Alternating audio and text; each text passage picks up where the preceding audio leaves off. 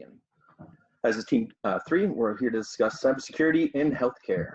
Cybersecurity in healthcare team consists of Shamar Jones, Mark McGilligout, Radonna Stovall, Byron Zickrell. Before we discuss the benefits of IoT in healthcare, we need to address its very real security concerns. It's important to understand that within IoT systems, every piece of software, device, and user can be considered a risk. Risks are the external factors that play independent roles congruent to our safeguards. One way to mitigate risk is through IoT policy. For example, policies play a role in defining our defense architecture. However, the introduction of a human element is the extent of our protective policies that are governed. For example, only 4 people may have a key to a storage room that protects valuable documents. However, those 4 people have independent risk factors due to the fact that their keys can be lost or stolen, which is outside of our policy protections. These risks exploit inherent vulnerabilities. Vulnerabilities are the methods, systems, or hardware used to store, process, and transmit this valuable property or information. Vulnerability can be computers, file cabinets, mail cards, storage rooms, etc. The methods chosen to protect this information from threats have inherent vulnerabilities that can be bypassed and no matter our safeguards. For example, a door lock can be picked with a device or a credit card. So bolstering our defenses mitigate our vulnerability and make it easier to monitor. Vulnerabilities leave us open to threats. Threats are the action of potential harm to self, property, or personnel. For example, the threat of fire in the workplace is an action or an activity that can cause harm to the above categories. Threats cause personal liability concerns to the firm's safeguard measures that aim to protect valuable or sensitive physical, intellectual, or collaborative property. Next slide, please.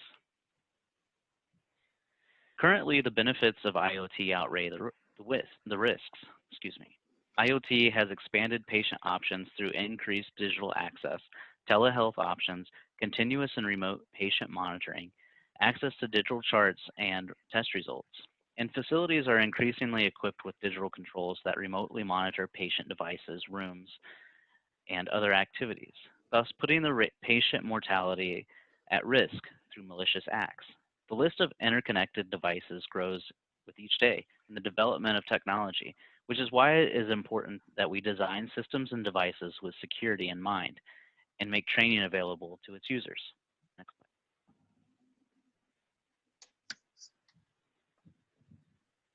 slide. Cyber threats to healthcare industry. 2 common cyber threats to healthcare systems are hackers and humans. Each has a part in the role of threatening healthcare computer systems.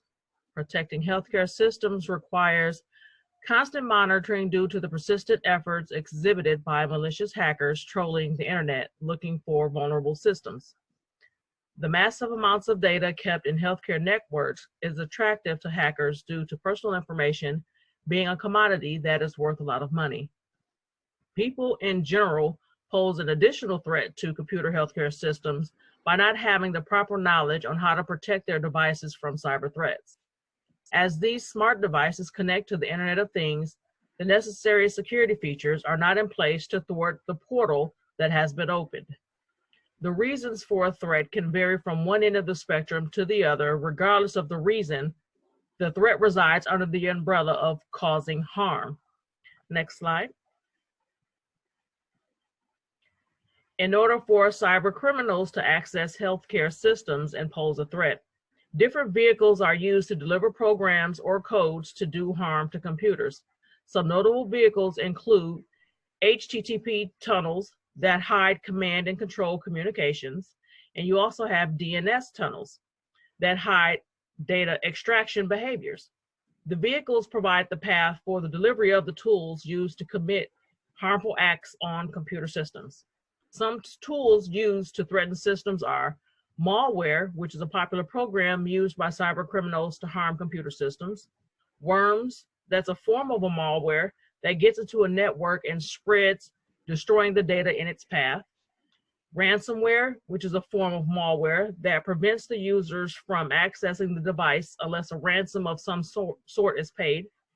and botnets, which is a form of malware, where once it gets into the system, it takes total control and continues to infect all of the devices connected to the system. Next slide. New devices bring a new set of vulnerabilities. The healthcare industry invests in new smart devices to enhance customer experiences and contribute to advances in healthcare, which increases efficiency and revenues, reduces costs, while at the same time increasing risk. The chart shows how the healthcare industry is second in place compared to many other industries. Next slide. The exploitation of vulnerabilities within healthcare systems is the main goal of cyber criminals. Some notable vulnerabilities are two-way communication between the different devices, devices lacking security features, and outdated software. Looking at the figure here, it shows how an actual computer network is set up within the healthcare industry, and each pathway leading to another device is a vulnerable sector of which hackers can hack and get into and wreak havoc on a computer system. On a corporate network, each pathway from each device has the potential for that information being transmitted to be hacked. Protecting each corridor is the most effective way of creating obstacles for hackers. Next slide. So healthcare system security programming. So in healthcare, who actually needs the protection? Is it the patients? Is it the doctors? Is it the hospitals? Is it the information? Is it personal, your personal identification? So it's become increasingly clear that cybersecurity is a risk factor in healthcare data, and that data breaches cost the healthcare industry currently $6.5 billion a year, according to Becker's hospital review. So the most current report has that there's at least one health data breach per day since 2016, and the attacks have affected more than 27 million patient records to date. So as Radana was mentioning, and Byron was mentioning, and I'm sure Shumari will also mention, these phishing attacks, these blind spots of encryption that are left open in terms of a backdoor to get in to wreak havoc, misleading websites where people believe that they're accessing the information that they're anticipating to receive, and instead they're actually infecting themselves or infecting the patient's your personal data, or even worse, at the hospital, in a hospital setting or in a healthcare clinic setting. Cloud threats, the same, these malware, ransomware, and just general error. So general error, leaving the computers on, not having a strong enough password, and so forth, which leads me into the next mitigation tools. So healthcare system specific security mitigations.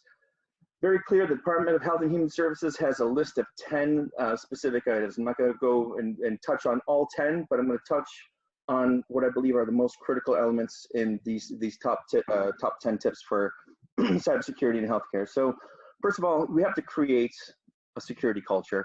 The weakest link in any computer system is, in fact, its user. It's not the software. It's not anything else. It's absolutely the user. So one of the most challenging aspects of installing a security focus among users is overcoming the perception that this can't happen to me, right? People, regardless of their level of education or IT sophistication, are alike in believing that they'll never succumb to a sloppy practice, or they'll place patient information at risk, and that this only happens to other people. That's absolutely false, and this is why we need to maintain a degree of vigilance within the healthcare settings. No checklist can adequately describe all that must be done to establish an organization's security culture, but there are some obvious steps to be taken. So education and training has got to be taken care of. Those who manage and direct the work of others must set a good example and resist the temptation to indulge in these activities of jumping on social media, or just really going into an application's mindset where it could, or applications execution where they can actually result in a level of vulnerability. Accountability and taking responsibility for the information security must be among the organization's core values. Without establishing this is absolutely establishing the requirements for your organization, and that must drive the culture. So there's some other elements here within the top 10. I think, specifically to the IoT, we have to protect our mobile devices. Radana mentioned it as well, but because of their mobility, these devices are easy to lose. They're vulnerable to threats. and theft, vulnerable threats, as well as theft. And mobile devices are more likely than stationary ones to be exposed to electromagnetic interference, right? So, so this interference can actually disrupt and interfere with medical devices. So because mobile devices may be used in places where the device can be seen by others, extra care has got to be taken by the user to prevent unauthorized viewing of the electronic health information displayed on a laptop or handheld devices. It's got to be encrypted, and it's got to maintain a level of protection. So maintaining good computer habits, like I think it's just it's part of that core culture again, but they've got to be maintained so that they'll continue to function properly and with strong reliability, and that comes with configuration management, software maintenance, operational systems management, as well as strong passwords. Yeah, I think we've all been. I think we've heard this this mantra from our companies, even if we're not in healthcare. But these passwords have got to be, you know, words that are not found in the dictionary, right? Even if they're slightly altered, like we have to be in a position to really make these high levels of encryption very difficult for hackers. I believe if it was a 10 character word for a password, a 10 character word would take 6 hours for a lot of these bots to actually identify what your password was. So in order to best protect your information, especially in this day and age with what we're going through right now with this virus, we have to be vigilant in maintaining, you know, that what are the odds of somebody stealing my information while I'm sitting here in the waiting room at the hospital? It's probably more likely than not. So in terms of a healthcare security program, we're going to touch on this a little bit later, but the healthcare security program that we're recommending, it follows HIPAA. There's parts of FISMA that's in with this as well as the you know, components of the High Tech Act. Long story short is that we're really focused in on personal privacy protection and security, and the security being built from what we already mentioned and what we have already identified as our critical threats. But in terms of HIPAA, you know, it's the summary regulation is very clear here, and I hate reading off the slide, but it's implemented to protect individuals' personal information, and that includes your privacy, security, and enforcement rules. It has the security rules specify the technical and non-technical safeguards. So when we're looking at these technical and non-technical safeguards that are in place, it's always vigilant and always something that once you've agreed that you're going to be maintaining your level of compliance to HIPAA, you can't get out of it. You don't stop doing it, and you'll be held responsible for it. And this is what this next, you know, the guidance here is for active management. A program is only as good as its patrolling or policing of the actual deployment, right? So in terms of the HIPAA, and HIPAA regulations, you know, there has been, you know, over the last, I believe, 5 years, there's been in excess of $82 million worth of fines that have been dealt out in the marketplace for not adhering to the guidances outlined by HIPAA. So that in of itself means that you're being audited, that you're being reviewed, and that these security breaches are being taken extremely, taken seriously, and that our personal data is being protected in very vigilant fashion by those that adhere to these requirements.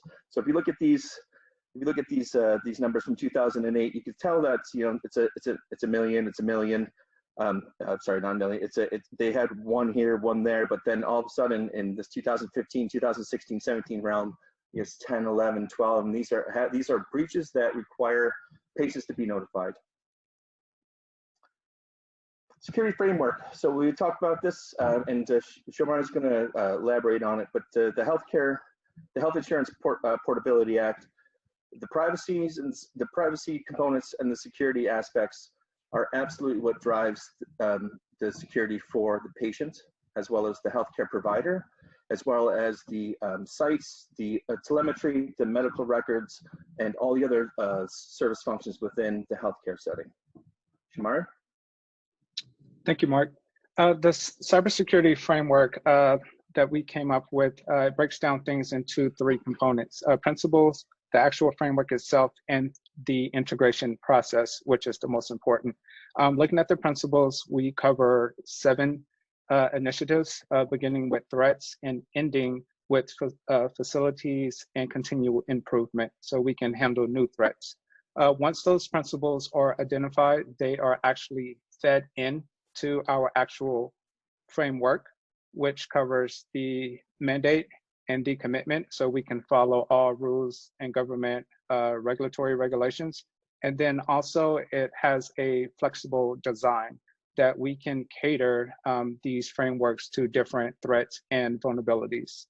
And it feeds over into the integration process. So this allows us an agile and flexible environment to adapt and make sure that data stays safe and evolves with additional threats and additional added equipment. Next slide.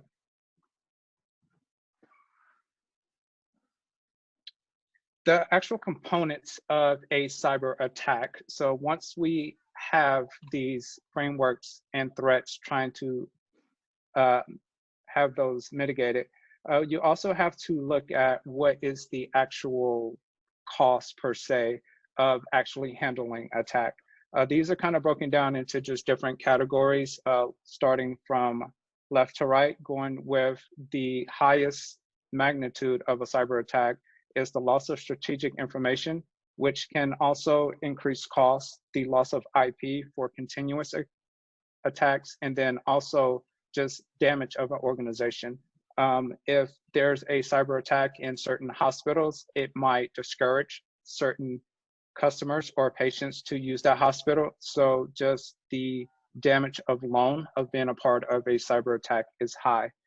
Just going to things that's kind of hard to identify. Customer protection. With so many attacks, threats, and vulnerability out there, it's difficult to gauge the level of customer protection that one can provide. Also, it's difficult to gauge a loss of data. And then just PR, just to name a few. One of the easiest things that you could easily identify is just court settlements. You can have a breach of data, settle everything out of court, just pay regulatory penalties, and breach notifications, just getting notified that a threat is occurring, and then just forensics, and that kind of all sums up into just basic fees. Next slide. Just breaking down these actuals to tangible numbers of just the average post-breach cost. You're looking at just kind of forensics that is just basic reading of logs and basics of understanding just your cybersecurity architecture. Legal fees kind of speak for itself. You always want to be protected legally. And then you're looking at total crisis, and you're looking at the total breach. This is in hands of just the total amount it will cost to try to recover from a large cyber attack. Key takeaways from this slide is approximately 60% of healthcare breaches are caused by criminal and bad actors. And then also hacking is a common cause of loss, averaging about 20%, which costs about 2.4 million. These numbers were supplied from a study that was performed in 2017. Next slide.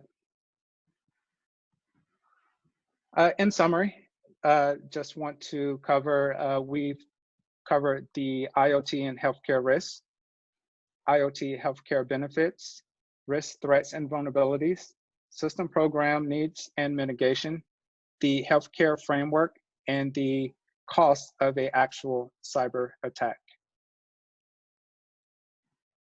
Just want to thank you and have a great day.